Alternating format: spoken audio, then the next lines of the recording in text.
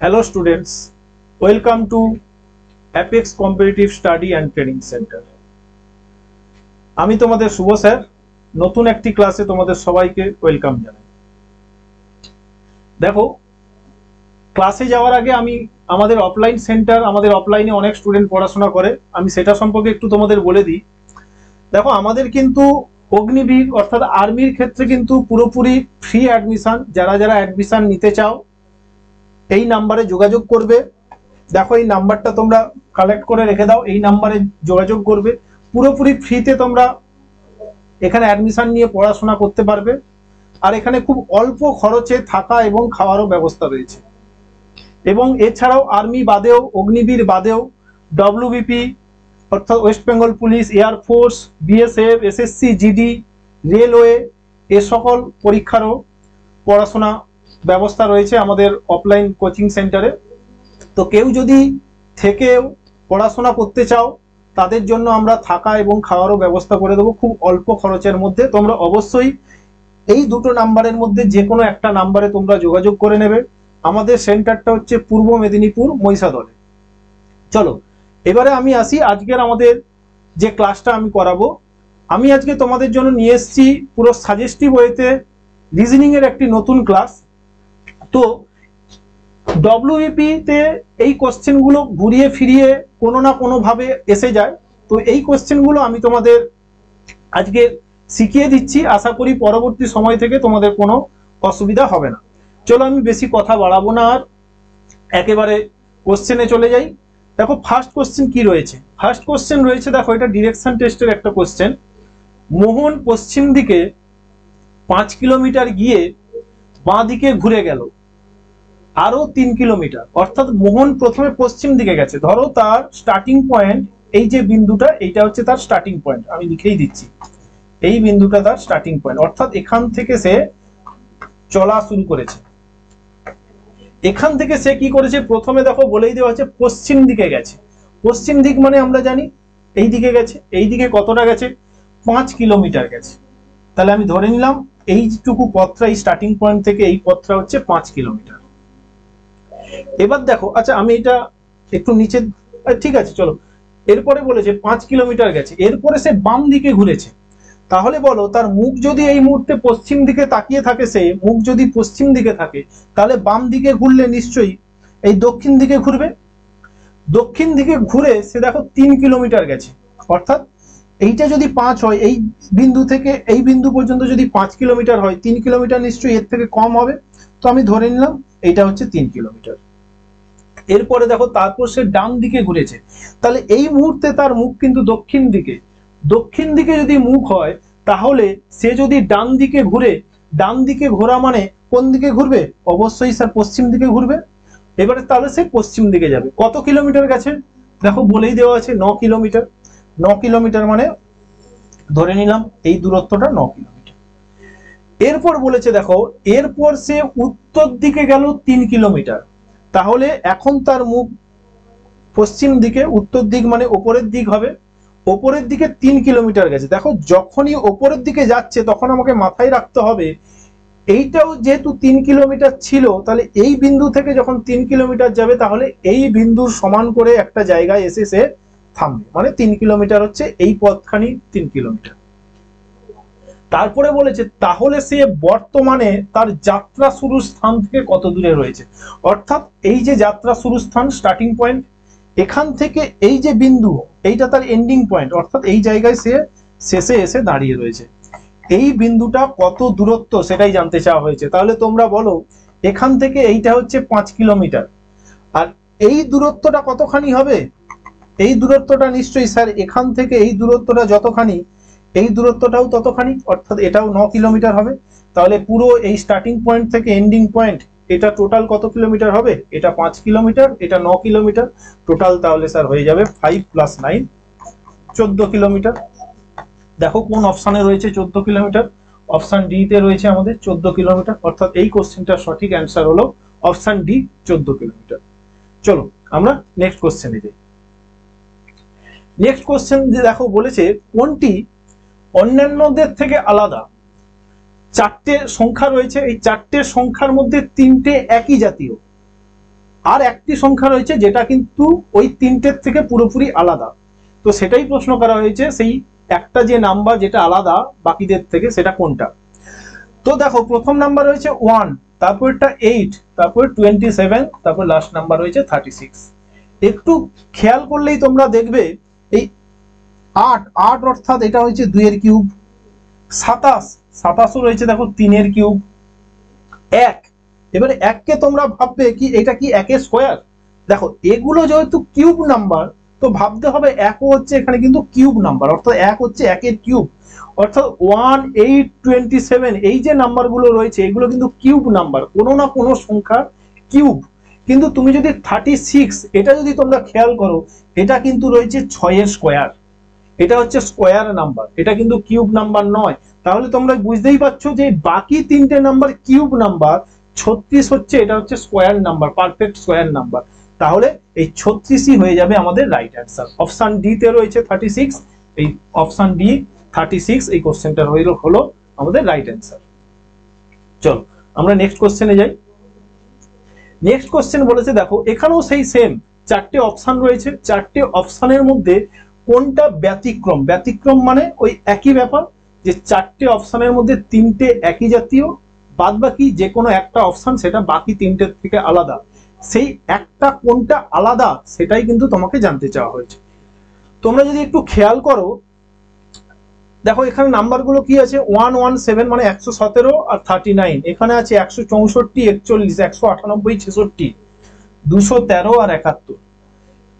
একটু তোমরা যদি খেয়াল করো 39-এর সঙ্গে আমরা 3 গুণ করলে 117 পাচ্ছি, অর্থাৎ এই যে প্রথম যে নাম্বারটা রয়েছে এটা সেকেন্ড নাম্বারের 3 গুণ, 39-এর 3 গুণ হচ্ছে 117। আবার এই যে দেখো অপশন সি তে যেটা রয়েছে 66-র 3 গুণ হচ্ছে 198, হচ্ছে এই যে প্রথম নাম্বারটা রয়েছে সেকেন্ড নাম্বারের 3 গুণ। আবার অপশন ডি তে দেখো 71-এর 3 গুণ কিন্তু 213 রয়েছে, কিন্তু 41-এর 3 গুণ কত হয় আমরা জানি, 41-এর 3 গুণ হবে 123, কিন্তু 123 হওয়া উচিত ছিল এই নাম্বারটা, কিন্তু এখানে রয়েছে 164। তাহলে বাকিগুলো কিন্তু কি লজিকে রয়েছে, সেকেন্ড নাম্বারটা 3 গুণ রয়েছে ফার্স্ট নাম্বারটা, কিন্তু অপশন বি তে কিন্তু এটা হচ্ছে না। তাহলে এখানে ব্যতিক্রম নাম্বারটা হচ্ছে অপশন বি, অর্থাৎ সঠিক উত্তর হচ্ছে অপশন বি, সঠিক উত্তর আমাদের হয়ে যাবে অপশন বি। চলো নেক্সট কোশ্চেনে যাই। নেক্সট কোশ্চেন দেখো লুপ্ত সংখ্যাটি কত, অর্থাৎ এটা একটা নাম্বার সিরিজের কোশ্চেন, নাম্বার সিরিজে কয়েকটা নাম্বার রয়েছে, এই নাম্বারগুলোর পরের নাম্বার কি হবে সেটাই জানতে চাওয়া হয়েছে।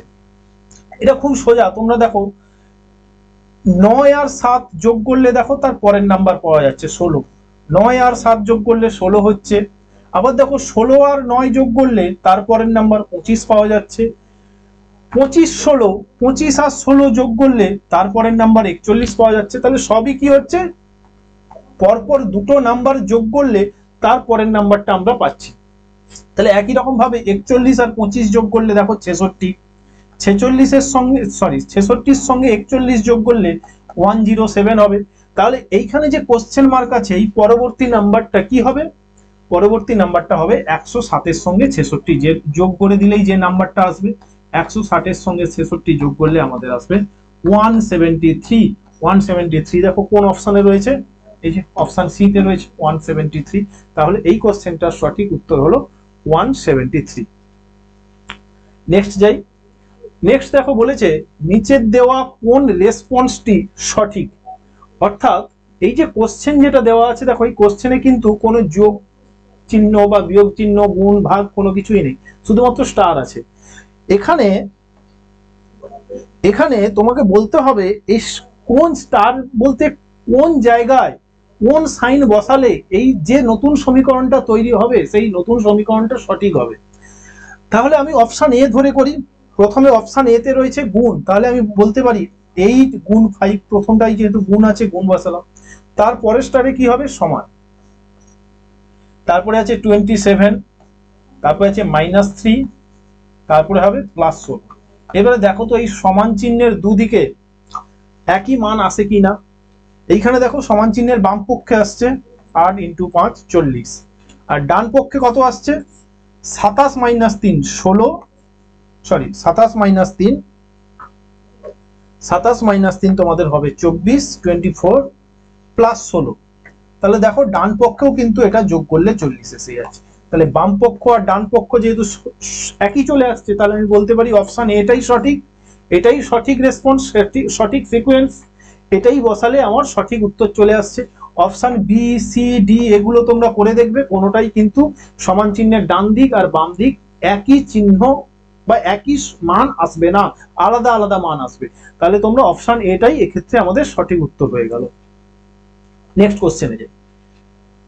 নেক্সট কোশ্চেন আবারও একটা ডিরেকশন টেস্টের কোশ্চেন। দেখো কি রয়েছে, কে হচ্ছে একটি স্থান যা 2 কিমি দূরে উত্তর পশ্চিম দিকে অবস্থিত রাজধানী পি থেকে। তাহলে এইখানে রাজধানী পি রয়েছে, আমি ধরে নিলাম এই জায়গাটা পি রাজধানী। কে তাহলে কোথায় অবস্থান করবে? কে অবস্থান করবে উত্তর পশ্চিম দিকে 2 কিলোমিটার, উত্তর পশ্চিম দিকে 2 কিলোমিটার। কার উত্তর পশ্চিম দিকে? রাজধানী পি এর, অর্থাৎ পি বিন্দু উত্তর পশ্চিম দিকে 2 কিলোমিটার দূরে কে বিন্দু রয়েছে। তাহলে উত্তর পশ্চিম, উত্তর পশ্চিম মানে কোন দিক হবে? আমরা যদি ডায়াগ্রাম আঁকি, এই দিকটা হয়ে যায় ইস্ট, এই দিকটা হয় ওয়েস্ট, এই দিকটা হয় সাউথ, এই দিকটা হয় নর্থ, বা বাংলায় লিখলে এটা পূর্ব, এটা পশ্চিম, এটা দক্ষিণ এবং এটা উত্তর। তাহলে এখানে বলেছে উত্তর পশ্চিম, উত্তর পশ্চিম মানে উত্তর এবং পশ্চিম দিকের মাঝখানে, এই যে উত্তর আর পশ্চিম দিকের মাঝখানে এই দিকে। তাহলে এই বিন্দুর উত্তর পশ্চিমে 2 কিলোমিটার, আমি ধরে নিলাম এটা 2 কিলোমিটার, এই জায়গায় রয়েছে কে, এই জায়গায় রয়েছে কে। এবারে বলেছে দেখো আর হচ্ছে আরেকটি স্থান যা 2 কিমি দক্ষিণ পশ্চিম দিকে অবস্থিত কে। তাহলে কে, এই যে কে, এই কে এর দক্ষিণ পশ্চিম 2 কিলোমিটার দূরে অবস্থান করছে আর। তাহলে কে এর দক্ষিণ পশ্চিম, কে এর দক্ষিণ পশ্চিম দিক কোনটা হবে? দক্ষিণ পশ্চিম মানে আমরা জানি এই দিকটা। তাহলে এর এই দিকটা মানে এরকম একটা জায়গায় কে অবস্থান করছে, এই 2 কিলোমিটার দূরে কে অবস্থান করছে? আর অবস্থান করছে, এই যে আর অবস্থান করছে। তাহলে এইটা হচ্ছে আর বিন্দু। এইবারে কি বলেছে দেখো, এম হচ্ছে অপর একটি স্থান, এম হচ্ছে অপর একটি স্থান যা 2 কিলোমিটার উত্তর পশ্চিম দিকে অবস্থিত আর এর। তাহলে এই যে আর, এই আর এর 2 কিলোমিটার উত্তর পশ্চিম দিকে অবস্থিত। তাহলে এর 2 কিলোমিটার উত্তর পশ্চিম মানে এই দিক, এইখানে হচ্ছে কে অবস্থান করছে? এম অবস্থান করছে, এম অবস্থান করছে। তারপরের লাইনে কি বলে দেওয়া আছে, টি হচ্ছে আরো একটি স্থান যা 2 কিমি দক্ষিণ পশ্চিম দিকে অবস্থান করছে এম এর। তাহলে জুম আউট করো। তাহলে আর এর এই টি কোথায় অবস্থান করছে? এম এর 2 কিমি দক্ষিণ পশ্চিম দিকে। তাহলে এম এর 2 কিমি দক্ষিণ পশ্চিম দিক মানে এই দিকটা, এইখানে কে অবস্থান করছে? টি অবস্থান করছে। প্রশ্ন কি করা হয়েছে? প্রশ্ন করা হয়েছে টি কোন দিকে অবস্থিত পি এর। তাহলে এই যে টি বিন্দু, এই পি এর কোন দিকে অবস্থিত? এইটা কোন দিক হচ্ছে? এই দিকটা কোন দিক হয়? এই দিকটা আমরা জানি পশ্চিম দিক হয়। তাহলে এক্ষেত্রে রাইট অ্যান্সার হবে পশ্চিম দিক। অর্থাৎ এই যে টি বিন্দু, টি বিন্দুটা পি এর কোন দিকে অবস্থান করছে? এটা পশ্চিম দিকে অবস্থান করছে। দেখো পশ্চিম অপশন সি তে রয়েছে, এটার রাইট অ্যান্সার হয়ে যাবে অপশন সি।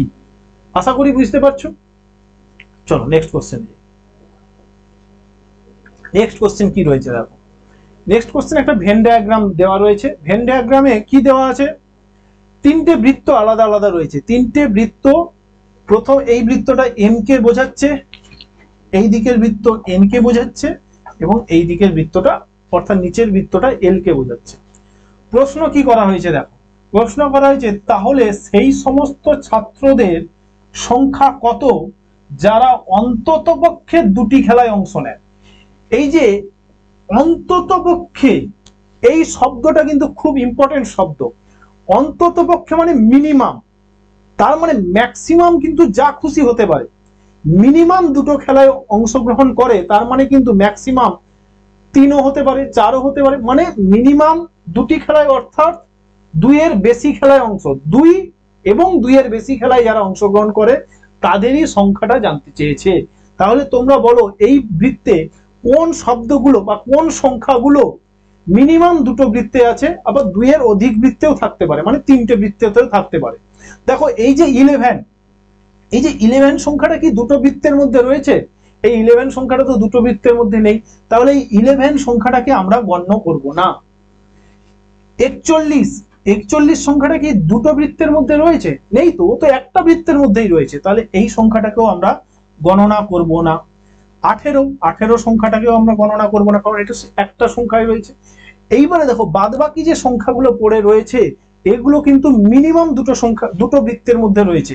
9 এটা দুটো বৃত্তের মধ্যে রয়েছে, 7 দুটো বৃত্তের মধ্যে রয়েছে, আর 8 কিন্তু দুটো বৃত্তের মধ্যে রয়েছে। দেখো 8 দেখো এম বৃত্ত এবং এন বৃত্তের মধ্যে রয়েছে, তাহলে 8কে আমরা নেব, অর্থাৎ 8 আমরা গণনা করব, হিসেব করব। 7 দেখো এম বৃত্তের মধ্যে রয়েছে, আবার এল বৃত্তের মধ্যে রয়েছে। আবার এই যে 9 দেখো এন এবং এল বৃত্তের মধ্যেও রয়েছে। কিন্তু এবারে প্রশ্ন হলো স্যার 6কেও কি নেব? হ্যাঁ 6কেও নেব। কেন নেব? কারণ এখানে বলেছে অন্তত পক্ষে দুটো, মানে মিনিমাম দুটো বৃত্তের মধ্যে রয়েছে। তার মানে যে সংখ্যাটা 3টে বৃত্তের মধ্যেও রয়েছে তাকেও কিন্তু আমাকে নিতে হবে, তাকেও কিন্তু হিসেবের মধ্যে আনতে হবে। তাহলে আমি কোন কোন সংখ্যাকে নেব? 8, 7, 9 এবং 6 এই সংখ্যাগুলো যোগ করে দেব, তাহলে আমি টোটাল ছাত্রদের সংখ্যা পেয়ে যাব 8, 6, 7 প্লাস 9। এই সংখ্যাগুলো আমি যোগ করে দাও, 8, 6, 14, 14, 7, 21, 21, 9, 30। তাহলে আমাদের রাইট অ্যান্সার কি হয়ে গেল? 30। দেখো অপশন বি তে রয়েছে 30। তাহলে এই কোশ্চেনটার সঠিক উত্তর হলো 30। খুব ভালোভাবে বোঝার চেষ্টা করবে, যদি একবারে না বুঝতে পারো ভিডিওটা ব্যাক করে করে দেখে অবশ্যই বুঝে যাওয়ার চেষ্টা করবে। চলো নেক্সট কোশ্চেনে যাই। পরেরটা কি রয়েছে দেখো, নিম্নে উল্লেখ করা কোন সমীকরণটির ফলাফল হবে 26? দেখো এই কোশ্চেনগুলো কিভাবে, সবাই জানো অপশন টেস্ট করতে হবে, সবগুলো সমীকরণ সমাধান করে করে যাবে, কোনটা 26 হবে সেটাই হবে তোমাদের রাইট অপশন। কিন্তু খুব সহজে চিনবে কিভাবে? দেখো এইখানে ফলাফল কি বলেছে? 26 হবে। 26 আমরা জানি একটা পূর্ণ সংখ্যা, ভগ্নাংশ তো নয়। 26 হচ্ছে একটা পূর্ণ সংখ্যা, তার মানে এখানে যতগুলো ভাগের ব্যাপার আসবে সবগুলো ভাগের ক্ষেত্রেই পূর্ণ সংখ্যা হওয়া উচিত। যদি কোথাও ভগ্নাংশ এসে যায় তাহলে তার রেজাল্টটাও নিশ্চয়ই ভগ্নাংশেই বেরোবে। তাহলে যেখানে যে সমীকরণগুলোর ক্ষেত্রে ভাগের ক্ষেত্রেই ভগ্নাংশ চলে আসবে সেটাকে আমরা বাদ দিয়ে দেব।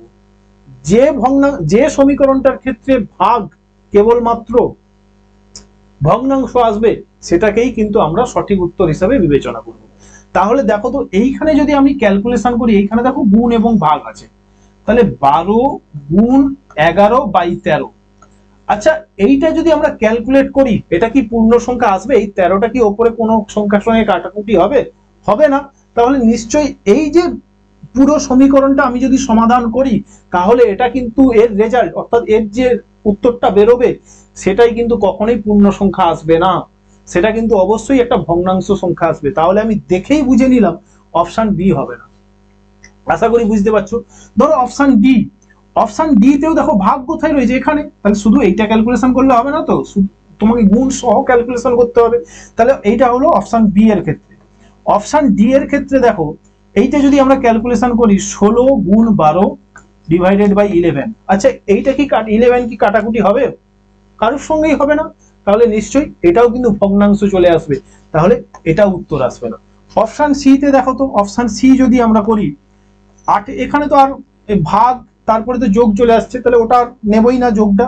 তাহলে 18/16 এটা যদি কাটাকুটি করি 2 দিয়ে 2 8 18, 2 9 18, তাহলে এই 9/8 এটাও একটা ভগ্নাংশ থেকে যাচ্ছে, তাহলে অবশ্যই এটাও উত্তর হবে না।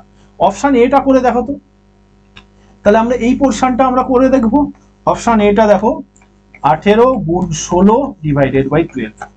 এটা তোমরা কাটাকুটি করো, 4 দিয়ে কাটলে 4 3 12, 4 4 16, আবার 3 দিয়ে কাটলে দেখো 3 6 18। তাহলে আলটিমেটলি এইটা দেখো এটা একটা পূর্ণ সংখ্যা এলো, এটা একটা পূর্ণ সংখ্যা এসছে 24। তাহলে আমার কিন্তু পুরোটা ক্যালকুলেশন করার আর কোনো দরকারই নেই, শুধুমাত্র এই ভাগের দিকটা আমি দেখে নিলাম, পেয়ে গেলাম উত্তর অপশন এ। আশা করি বুঝতে পারছো। এরকম আরো সাজেস্টিভ কোশ্চেন আমরা নেক্সট ভিডিওতে আনবো। যাদের ক্লাসটা ভালো লাগছে, আরো নতুন নতুন কিছু শিখতে চাও, অবশ্যই চ্যানেলটা ফলো করে রাখো, চ্যানেলটা সাবস্ক্রাইব করে রাখো, এবং এই ভিডিওটা যদি ভালো লাগে তোমরা লাইক এবং কমেন্ট করে জানাও, এবং বন্ধুদের সঙ্গে অবশ্যই শেয়ার করবে। চলো আমি নেক্সট যাচ্ছি। নেক্সট কোশ্চেন কি আছে দেখো, নিচের কোনটি অন্যদের থেকে আলাদা, অর্থাৎ চারটে অপশনের মধ্যে তিনটে একই জাতীয়, একটা অন্য জাতীয়, সেই অন্য কোনটা সেটাই জানতে চাওয়া হয়েছে। এটা কিভাবে করবে দেখো, এখানে সবগুলোই কিন্তু অ্যালফাবেট আছে, WANF। কি করে বুঝবে দেখো, এইটা একটা খুব দারুণ লজিক আছে। এটা কিভাবে রয়েছে দেখো, এটা কিন্তু রয়েছে একটা মিরর ইমেজ। তুমি যদি প্রত্যেকটা লেটারের মিরর ইমেজ বের করো তাহলে কি হবে দেখো, ডব্লিউর মিরর ইমেজের ক্ষেত্রে ডব্লিউ কি কোনো চেঞ্জ হবে? ডব্লিউর যদি আয়নার সামনে তুমি ডব্লিউ কে নিয়ে যাও তাহলে কি ডব্লিউ আলাদা কোনো রকম ভাবে দেখতে হবে? ও কিন্তু একই রকম ভাবেই দেখতে থেকে যাবে, ডব্লিউ দেখতে থেকে যাবে। এ কি কোনো চেঞ্জ হবে? এ কিন্তু এর মতোই দেখতে থেকে যাবে, অর্থাৎ এর যে আসল ছবি এবং প্রতিবিম্ব আয়নাতে তার কিন্তু কোনো ফারাক ঘটবে না, সেটার কোনো চেঞ্জেস আসবে না। তাহলে এক্ষেত্রে কিন্তু এই থেকে যাবে, ডব্লিউ থেকে যাবে, ডব্লিউর মতোই দেখতে থেকে যাবে। এন কি এক আলাদা দেখতে হবে? এন কিন্তু এইভাবে দেখতে হবে, তাই না?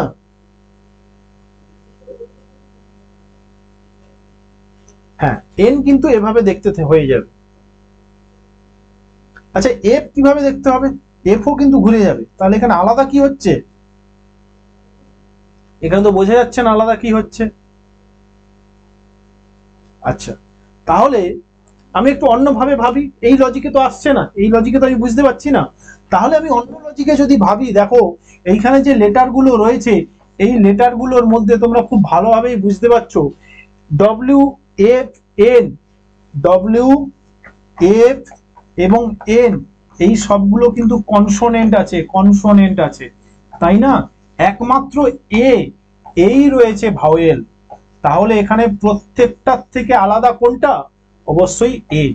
প্রত্যেকটার থেকে আলাদা মানে বাকি তিনটের থেকে আলাদা অবশ্যই এ একমাত্র লেটার যেটা কিনা ভাওয়েল রয়েছে, বাদ বাকিগুলো কিন্তু কনসোনেন্ট রয়েছে। তাহলে এখানে অন্যদের থেকে আলাদা কোনটা? সঠিক উত্তর হয়ে যাবে আমাদের অপশন বি, এটাই আমাদের সঠিক উত্তর। আশা করি বুঝতে পারছো। মিরর ইমেজ এক্ষেত্রে কিন্তু আমরা কাজে লাগালে চলবে না, মিরর ইমেজ এক্ষেত্রে কাজে লাগালে চলবে না। আমি মিরর ইমেজটা ভেবেছিলাম প্রথমে, কিন্তু এটা কাজে লাগালে কিন্তু হবে না। তাহলে আমাদের এই কনসোনেন্ট এবং ভাওয়েল এই কনসেপ্ট নিয়ে ভাবতে হবে, এই কনসেপ্ট নিয়ে ভাবলে সঠিক উত্তর হয়ে যাবে অপশন বি, যেখানে এ রয়েছে। চলো নেক্সট কোশ্চেন কি দেখো, নিচের কোন ছবিটি টেনিস প্রেমী ক্রিকেটার ও ছাত্রদের সম্পর্ক নির্দেশ করছে? তাহলে দেখো, প্রথমে আমরা বের করব টেনিস প্রেমী এবং ক্রিকেটারের মধ্যে সম্পর্ক। আচ্ছা, কোনো একজন ব্যক্তি যে টেনিস ভালোবাসে আবার সে ক্রিকেট খেলে, অর্থাৎ সে নিজে ক্রিকেটার, এটা তো হতেই পারে, কিন্তু এটা তো আমি বলতে পারবো না সব ক্রিকেটার টেনিসকে ভালোবাসে, এটা তো আমরা বলতে পারবো না। তাহলে আমি বলতে পারি কিছু টেনিস প্রেমী যে কিনা ক্রিকেটার, বা উল্টো দিক দিয়ে ভাবলে কিছু ক্রিকেটার যে কিনা টেনিস প্রেমী। তাহলে কিছু ব্যাপারটা আসলে কিভাবে আসে? ডায়াগ্রাম, এই যে এইটা। তাহলে এইটা ধরে নিলাম আমার টেনিস লাভার, আর এ হচ্ছে আমার ক্রিকেটার। এবারে আছে দেখো ছাত্র। আচ্ছা, সব টেনিস প্রেমী কি ছাত্র নয়? ছাত্রদের বাইরেও অন্যান্য প্রফেশনে যারা রয়েছে তারাও টেনিস প্রেমী হতে পারে, বা ছাত্রদের বাইরে যারা আছে তারাও ক্রিকেটার হতে পারে। সব ছাত্র নিশ্চয়ই টেনিস প্রেমী বা ক্রিকেটার হবে না। তাহলে আমি বলতে পারি কিছু হতে পারে, কিছু ছাত্র হতে পারে যারা টেনিস প্রেমী, যারা ক্রিকেটার। তাহলে এই কিছু ব্যাপারটা যখন চলে আসবে তখন দুটোর সঙ্গেই কিন্তু কিছু আসছে, টেনিস প্রেমীর সঙ্গেও কিছু ছাত্র টেনিস প্রেমী, আবার কিছু ছাত্র ক্রিকেটার। তাহলে ছাত্র কিন্তু দুটোর সঙ্গেই কিছু সম্পর্কে থাকবে। তাহলে আমি দুটোর সঙ্গে কিছু সম্পর্কে দিয়ে দিলাম এই ছাত্রকে। এইটা হচ্ছে ছাত্র মানে স্টুডেন্ট, তাহলে আমি বাংলাতেই লিখে দিচ্ছি, এটা হচ্ছে ছাত্র, এইটা হচ্ছে ক্রিকেটার, আর এটা হচ্ছে টেনিস প্রেমী। তাহলে দেখো এই অপশনটা কোথায় রয়েছে, এই ছবিটা কোন অপশনে রয়েছে? অপশন বি তে রয়েছে। তাহলে এই ক্ষেত্রে সঠিক উত্তর হয়ে যাবে অপশন বি। নেক্সট দেখো একটা সিরিজ রয়েছে, রিপিটিং সিরিজ। এই রিপিটিং সিরিজ কিভাবে করতে হয় আশা করি সবাই জানো, যদি না জানো শিখে নাও। তো দেখো এখানে সিরিজটা রয়েছে, প্রথমে আমরা কি করব, এখানে একটু সহজ উপায় দেখো, এখানে বুঝতে পারবে এই যে কোশ্চেনটা রয়েছে, কোশ্চেনে কিন্তু এ বি সি বাদে অন্য কোনো লেটার নেই। আবার অপশনগুলোও দেখো, অপশনগুলোতেও কিন্তু এ বি বা সি বাদে এই তিনটে লেটার বাদ দিয়ে অন্য কোনো লেটার নেই। তাহলে ব্যাপারটা আমাকে ভাবতে হবে এটা কিন্তু সার্কেল রিপিটেশন হওয়ার প্রবাবিলিটি সব থেকে বেশি, সার্কেল রিপিটেশন হওয়ার পসিবিলিটি রয়েছে। তাহলে আমি একবার করে দেখি সার্কেল রিপিটেশন কিভাবে হয়। এ বি সি যেমন পরপর আসে তেমন আমরা করব, এ থেকে বি, বি থেকে সি, আবার একই রকম ভাবে সি থেকে এ, এইভাবে সার্কেলই এটা চলতে থাকবে। তাহলে প্রথমে এ থেকে শুরু হয়েছে, দেখো এখানে এ থেকে শুরু হয়েছে, এ থেকে শুরু হয়েছে মানে তাহলে পরপর ঘোরাও, প্রথমে এ বসবে, তারপরে বি বসবে, তারপরে সি বসবে। তাহলে এই যে ড্যাশ রয়েছে এই ড্যাশে কিন্তু সি হওয়ার পসিবিলিটি রয়েছে। তাহলে প্রথমটা এ থেকে শুরু হয়েছিল, তার পরেরটা তাহলে কোথা থেকে শুরু হবে? স্যার বি থেকে শুরু হবে। দেখো এখানেও বি থেকে শুরু হয়েছে, অর্থাৎ এইটা একটা এ বি সি। এরপরেরটা দেখো বি থেকে শুরু হয়েছে, তাহলে বি থেকে শুরু হলে বি, তারপরে সি আসবে, তারপরে এ আসবে। দেখো বি সি এ রয়েছে। তাহলে প্রথমটা এ থেকে শুরু হয়েছে, দ্বিতীয়টা বি থেকে শুরু হয়েছে, তারপরেরটা নিশ্চয়ই সি থেকে শুরু হবে। দেখো সি থেকে যদি আমি শুরু করি ব্যাপারটা কি দাঁড়াবে? সি প্রথমে আসবে, তারপরে আসবে এ, তারপরে আসবে বি, তাহলে সিরিজটা হয়ে যাবে সি এ বি। তাহলে নিশ্চয়ই এই ড্যাশে সি বসবে, হ্যাঁ কি না? এবার দেখো পরের গুলো আমার আর করার দরকারই নেই। কেন করার দরকার নেই? প্রথম দুটো লেটার পাচ্ছি আমার সি সি, দেখো তো কোন অপশনে প্রথম দুটোই সি সি আছে? দেখো অপশন বি তে। তাহলে না করেই কিন্তু আমি বুঝে গেলাম অপশন বি সঠিক উত্তর। পরীক্ষা সেন্টারে অ্যাপ্রোচটা কিন্তু তোমার এভাবেই হবে। আমি এখানে শেখাতে এসেছি, তোমাদের আমি পুরোটা করে শিখিয়ে দিচ্ছি। পরীক্ষা সেন্টারে কিন্তু বাদ বাকিগুলো আর করার কোনো দরকারই নেই, এটুকু করেই আমরা বুঝে নিলাম option B is correct answer. চলো তবু আমি দেখিয়ে দিই তোমাদের। তারপরে তাহলে এইটা শুরু হয়েছিল সি থেকে, তাহলে এর পরেরটা কোথা থেকে শুরু হবে? এর পরেরটা স্যার সি থেকে শুরু হয়েছিল, তাহলে এর পরেরটা নিশ্চয়ই তারপরের লেটার এ থেকে শুরু হবে, মানে আলটিমেটলি এ বি সি আসবে। তাহলে এখানে এ আসবে, তাহলে একটা এ থেকে শুরু হয়েছে, তার পরেরটা আবার দেখো বি থেকে শুরু হবে, তাহলে বি সি এ বি, তারপরে সি, তারপরে এ, তাহলে এই ড্যাশে কি বসবে? বি বসবে। তাহলে অ্যান্সার হলো সি সি এ বি। দেখো আমরা অপশন বি যেটা পেয়েছিলাম সেখানেই রয়েছে সি সি এ বি। আশা করি বুঝতে পারছো। চলো নেক্সট যাই। কি বলেছে? আজ মঙ্গলবার হলে আজ থেকে 53 দিন পরে কি বার হবে? খুব ইজি একটা কোশ্চেন, ক্যালেন্ডার থেকে কোশ্চেন। যেহেতু আমরা 7 দিন বাদে বাদে একই দিন আসে, 7 দিন বাদে বাদে একই দিন আসে কথাটার অর্থ হচ্ছে আজ যদি রবিবার হয় তাহলে নেক্সট রবিবার কবে আসবে? স্যার 7 দিন বাদে। দেখো রবি থেকে রবি 7 দিন হচ্ছে, 7 দিন পরে হচ্ছে। সোমবার থেকে সোমবার 7 দিন পরে হচ্ছে।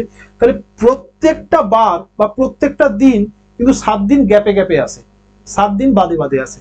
তাহলে ওই জন্য আমরা কি করব? যতদিন পরে বের করতে দেবে বা যতদিন আগে বের করতে দেবে সেক্ষেত্রে আমি কি করব? সেই দিনটাকে 7 দিয়ে ভাগ করব। 53কে সবসময় আমরা 7 দিয়ে ভাগ করব। তাহলে আমরা যদি ভাগ করি 7 7 49 আর ভাগ শেষ থাকবে 4, তার মানে 53 দিন কথাটার অর্থ 7 সপ্তাহ এবং 4 দিন। তাহলে বলো প্রতি 7 দিন বাদে বাদে একই দিন আসে, তাহলে প্রতি সপ্তাহ 7 দিন মানে 1 সপ্তাহ, মানে প্রতি 1 সপ্তাহ বাদে বাদে একই দিন আসে। তাহলে 7 সপ্তাহ বাদেও কিন্তু একই দিন আসবে, মানে আজ মঙ্গলবার হলে 7 সপ্তাহ পরও কিন্তু একই দিন অর্থাৎ মঙ্গলবারই আসবে। তার মানে আলটিমেটলি আমাদের ফ্যাক্টর কোনটা হবে? ফ্যাক্টর হবে এই যে এক্সট্রা 4 দিন, 7 সপ্তাহ হয়ে যাওয়ার পরেও যে এক্সট্রা 4 দিন পরে রয়েছে সেটাই হচ্ছে আসল ব্যাপার। অর্থাৎ 7 সপ্তাহ পরে মঙ্গলবার আসবে, তারপরেও কিন্তু আরো 4 দিন, অর্থাৎ মঙ্গলবারের পরে 4 দিন মানে কি বার হয় সেটা তোমরা একটু হিসেব করে নেবে। মঙ্গলবারের পরে 4 দিন মানে হয়ে যাবে শনিবার। তাহলে এক্ষেত্রে সঠিক উত্তর হবে শনি। তাহলে দেখো আলটিমেটলি তোমার কিন্তু এইটা নিয়ে কোনো মাথা ঘামানোর দরকারই নেই। যেটা ভাগশেষ আসবে মঙ্গলবার ছিল, যেহেতু পরে বলেছে পরে হলে তাহলে কি করবে? এই ভাগশেষ যেটা সেটা যোগ করে দেবে মঙ্গলবারের সঙ্গে আমরা 4 দিন যোগ করে দেবো, উত্তর এসে গেল শনিবার। যদি বলতো 53 দিন আগে কি বার ছিল সেক্ষেত্রে কি করতাম? আগে মানে এই যে ভাগশেষ যেটা আসবে সেটা আমরা বিয়োগ করে দেবো, মঙ্গলবার থেকে 4 দিন বিয়োগ করে দেবো, সেক্ষেত্রে আমরা সেই কোশ্চেনটার অ্যান্সার পেয়ে যেতাম। এক্ষেত্রে যেহেতু পরে বলেছে তাহলে যোগ করলাম।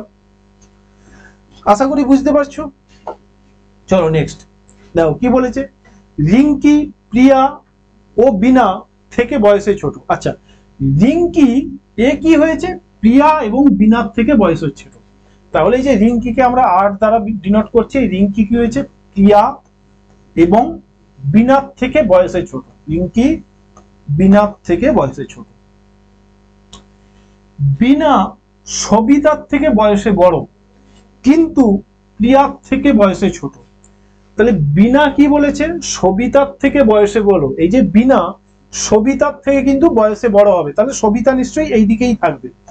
এই বিনা সবিতার থেকে বয়সে বড়, প্রিয়ার থেকে বয়সে ছোট। তাহলে এই যে বিনা এ কিন্তু প্রিয়ার থেকে বয়সে ছোট। তাহলে আলটিমেটলি আমি সবগুলোকে যদি জয়েন করিয়ে দিই, প্রিয়ার থেকে কিন্তু বিনা ছোট হবে। তাহলে এই সব সমীকরণগুলোকে যদি আমি জয়েন করিয়ে দিই, ব্যাপারটা আসবে দেখো, পি এর পর আমার বি আসবে, হ্যাঁ কি না? তারপরে আসবে কে, আর, এবং আর এবং এস এর মধ্যে কি সম্পর্ক সেটা কিন্তু আমার কোশ্চেনে যে ইনফরমেশন গুলো দেওয়া আছে সেটা থেকে বুঝতে পারছি না। আলটিমেটলি আমি তাহলে আর আর এস কে কোনোটাই আমি ছোট বড় করছি না, সমান রেখে দিচ্ছি। এবারে প্রশ্ন কি করেছে দেখো, প্রশ্ন করেছে কে বয়সে সব থেকে বড়। তাহলে বয়সে কে সব থেকে বড় হচ্ছে, এখানে পি। পি মানে কে ছিল, প্রিয়া। পি মানে প্রিয়া। দেখো অপশন ডি হয়ে, সরি, পি মানে অপশন বি প্রিয়া। দেখো অপশন বি তে রয়েছে প্রিয়া। আশা করি বুঝতে পারছো। নেক্সট, কোনটি এই ছবির প্রতিবিম্ব। তাহলে প্রতিবিম্ব মানে কি, তুমি যখন আয়নার সামনে গিয়ে দাঁড়াও তাহলে কি হয়, তোমার ডান দিকের পার্টটা, শরীরের ডান দিকে পার্ট বাম দিকে চলে যায়, বাম দিকের পার্টটা ডান দিকে চলে যায়। তাহলে এই ছবির ক্ষেত্রেও একই ঘটনা ঘটবে। এই ছবিটাকে তোমরা যদি এই ডান বামে অর্ধেক করে দাও তাহলে কি হয়ে যাবে, এই ডান দিকের পার্টটা বাম দিকে চলে যাবে, বাম দিকের পার্টটা ডান দিকে চলে আসবে।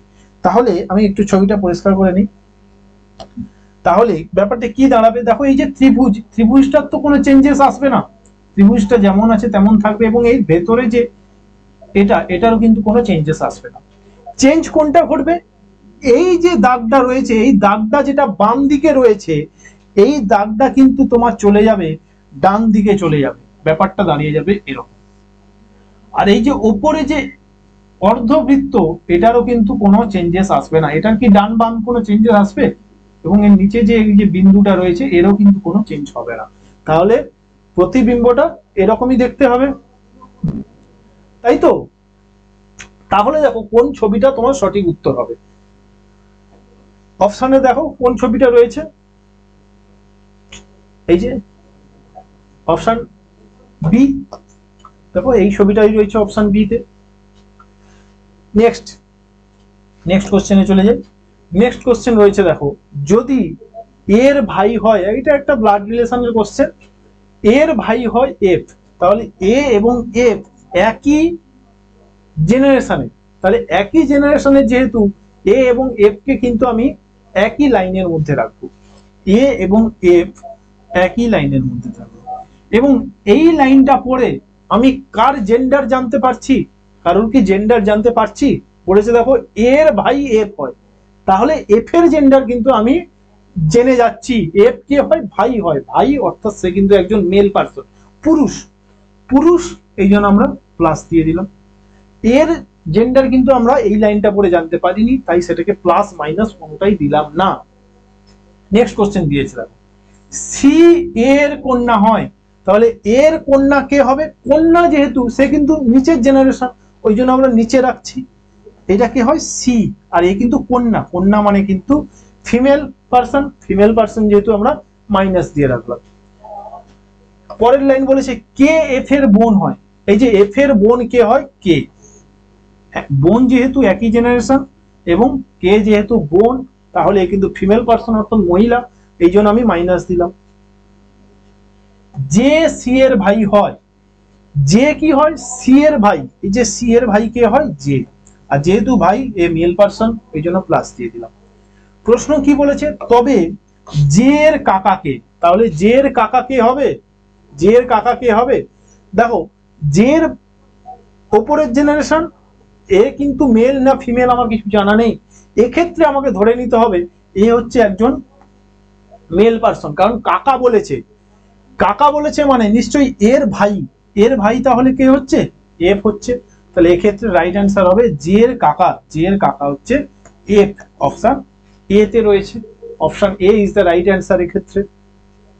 চলো নেক্সট কোশ্চেন কি বলেছে দেখো, নিচের বর্ণমালায় কতগুলি এল আছে যার পূর্বে আর এবং ঠিক পরে টি আছে। তাহলে আলটিমেটলি আমাকে কি খুঁজতে হবে, এল খুঁজতে হবে যার পূর্বে আর, তাহলে এল এর পূর্বে কি হবে, আর হবে, এবং এল এর পরে কি হবে, টি। তাহলে আলটিমেটলি আমাকে বুঝতে হবে আর এল টি এই সিরিজের মধ্যে কোথায় আর এল টি আছে, খোঁজো। আর এল টি কি কোথাও রয়েছে, আর এল টি দেখো, আর এল টি না এখানেও নেই, আর এল টি এখানেও নেই, আর এল টি দেখো এইখানে একটা পাচ্ছি আর এল টি, এই যে আর, আমি এই যে দেখো দাগ দিয়েছি আর এল টি, এইখানে গিয়ে শেষ হচ্ছে আর এল টি। আর কি কোথাও রয়েছে, আর কোথাও নেই আর এল টি, তাহলে এখানে সঠিক উত্তর হয়ে যাবে 1। তাহলে এখানে কতগুলো জায়গায় কতগুলো এল আছে যার পূর্বে আর এবং পরে টি আছে, তাহলে এই যে এক জায়গায় আর এল টি, এটাই হয়ে যাবে রাইট অ্যান্সার 1। নেক্সট কোশ্চেন, এটা একটা দেখো কোডিং ডিকোডিং এর কোশ্চেন। যদি বিউটি কে Y V Z F G F রেখায় হয় তাহলে এগুলো আমরা কিভাবে করব, beauty B E A U T Y, Y V Z F G B এটা হয়, তাহলে চাংকে কিভাবে লেখা যাবে, C H A R M, চাংকে কিভাবে লেখা যাবে। তাহলে এগুলো সবার প্রথমে আমরা কি করতে হয়, নাম্বারিং গুলো র্যাঙ্কিং গুলো লিখে দিতে হয়।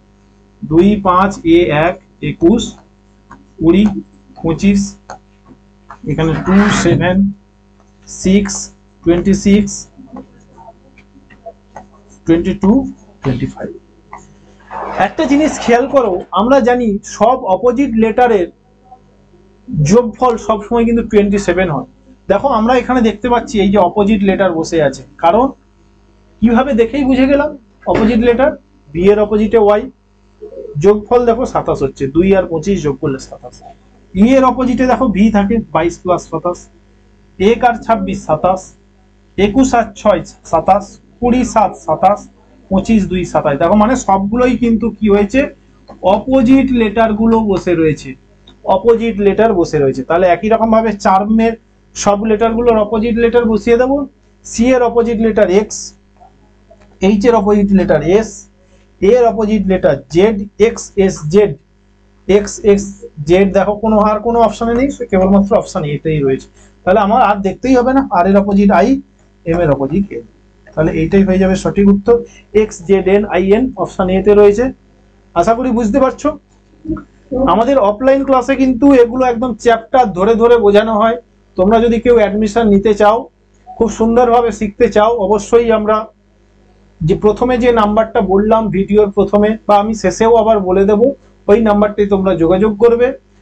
আমাদের অফলাইন ব্যাচে তোমরা ভর্তি হয়ে যাও, খুব স্বল্প খরচে এখানে থাকা খাওয়া করেও তোমরা কিন্তু পড়াশোনা করতে পারবে। চলো আমরা নেক্সট কোশ্চেনে যাই। নেক্সট কোশ্চেনে কি আছে দেখো, নেক্সট কোশ্চেনে আছে যদি বাতাসকে সবুজ বলা হয়, সবুজকে নীল বলা হয়। দেখো এই কোশ্চেনগুলো পুরোটা পড়ার দরকারই নেই, তুমি যদি টাইপটা প্র্যাকটিস করে যাও বাড়ি থেকে তাহলে কোশ্চেনটা পুরোটা পড়ার দরকার নেই। পুরোটা পড়া মানে তোমার ফালতু সময় নষ্ট। প্রথমেই চোখ চলে যাবে তোমার কোশ্চেনের দিকে, আকাশের রং কি হবে। আচ্ছা তোমরা আকাশের রং কি জানো, আকাশের রং হয় আকাশী নয়তো বা নীল। দেখো এখানে আকাশী আর নীলের মধ্যে কোনটা আছে, এখানে আছে দেখো নীল আছে, তাহলে আকাশের রং আমরা জানি নীল।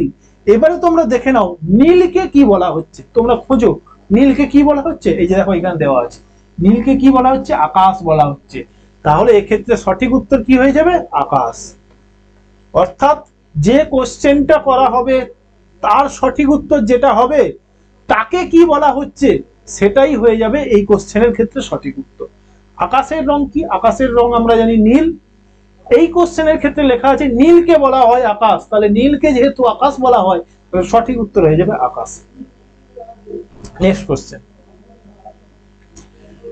নেক্সট কোশ্চেন রয়েছে দেখো 16 + 2 = 16 20 + 4 40, 24 + 8 96 হলে 15 + 6 কত? এটা কিভাবে করেছে দেখো, এই যে সেকেন্ড নাম্বারটা রয়েছে, এই সেকেন্ড নাম্বারকে অর্ধেক করলে, অর্ধেক মানে হাফ, মানে 2 দিয়ে ভাগ করলে কত হবে? 1 হবে।